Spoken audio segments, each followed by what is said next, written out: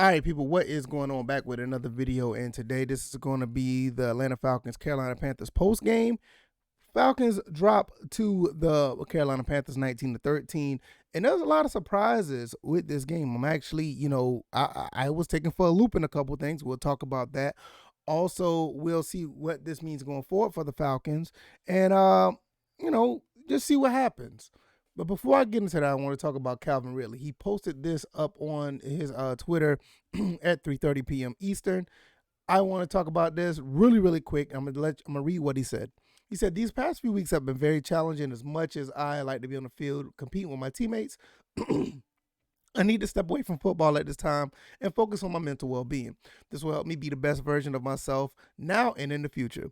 I want to thank my teammates, the entire Atlanta Falcons organization, our great fans, my friends and family, and my family for all their support during this time."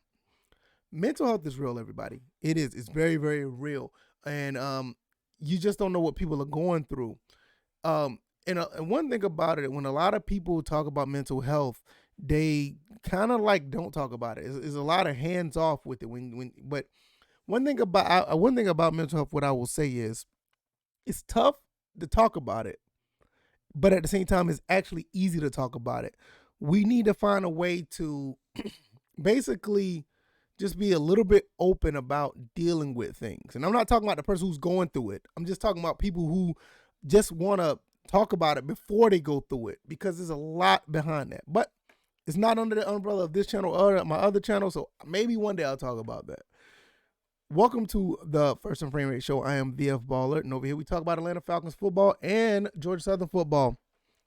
Atlanta Falcons dropped 19-13 to the Panthers, and like I said, I was surprised by a lot of stuff, and it really was surprising. I underestimated the Carolina Panthers defense.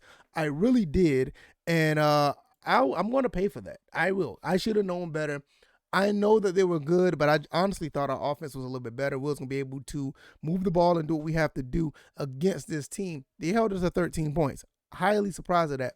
Another thing I was surprised with the our front seven. Our front seven is just not as good as advertised, and this has been going on for the past few games. The Jets, we had a problem with this, and I think it's just really disheartening to see us go through those situations where we cannot stop the run. I mean, even you had Sam Darnold running the ball very well against us. It's just we have to.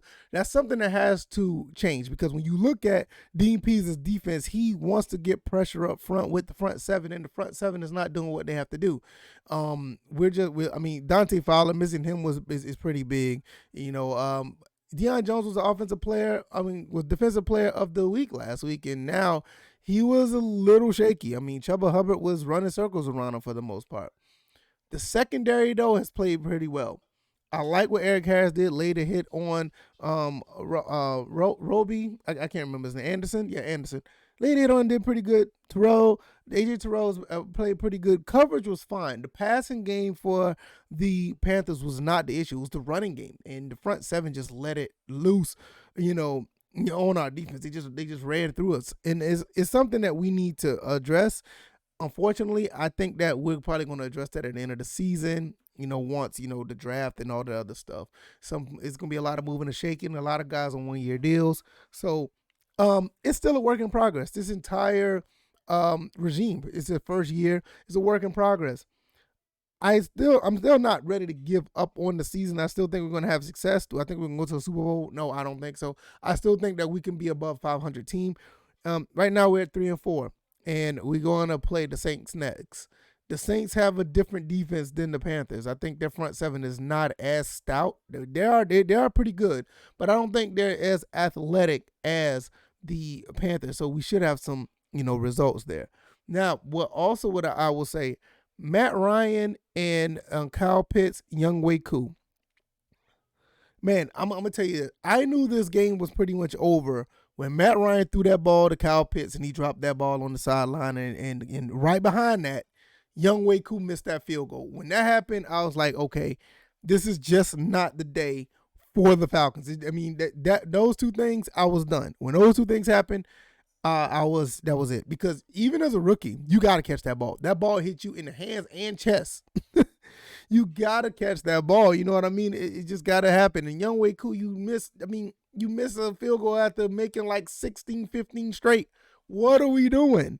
You know, so it was really disheartening to see the Falcons lose this way. A little good bit of surprises. The Panthers stepped up to play.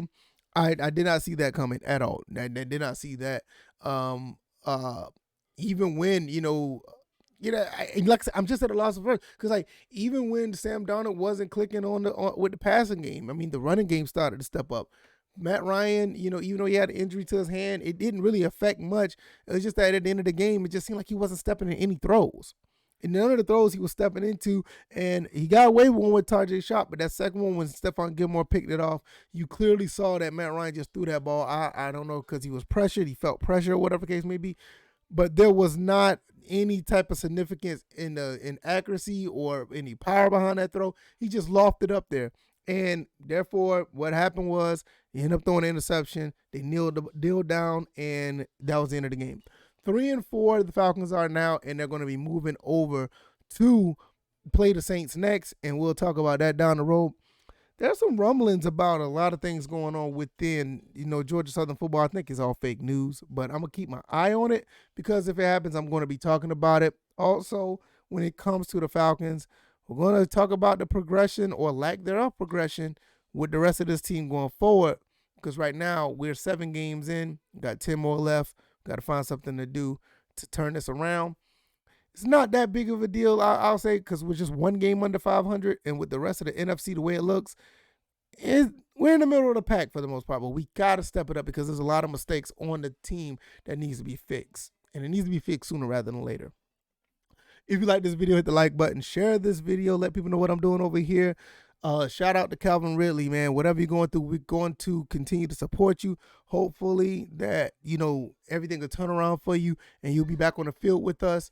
Also, if you haven't seen already, down in the link in the description, I am selling some merch right here. Less complaining, more gaming t-shirts. I have all that. I have hoodies, all the other good stuff. Check that stuff down in the description if you guys want to check that stuff out. I'm going to get up out of here. It's time for me to root for these Braves. Maybe the Falcons lost so the Braves can win. I don't know, but I'm going to be repping them. And whatever happens, I probably would make a video about it. All right, y'all. See you guys on the next one. You guys take care. Peace.